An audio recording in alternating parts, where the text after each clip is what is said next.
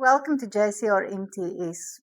My name is Aldine, and I want to share something with you that I believe God wants you to hear today. God has not forgotten you. Maybe you've been praying for months. Maybe you've been battling with your life.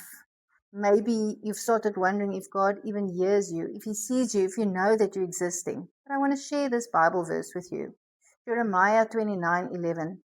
For I know the thoughts that I think toward you, says the Lord, thoughts of peace and not of evil, to give you a future and a hope. God already knows your future. He knows your tomorrow. Even though you're struggling today, He knows your future. He's still writing your story. Even if you can't see His hand, you can trust Him. He's got you. Your delays are not God's denial. Your pain is not the end of your story. God is still writing it, still writing your testimony. Hold on, keep praying, keep the faith, keep believing. Your future is filled with hope because God is always there.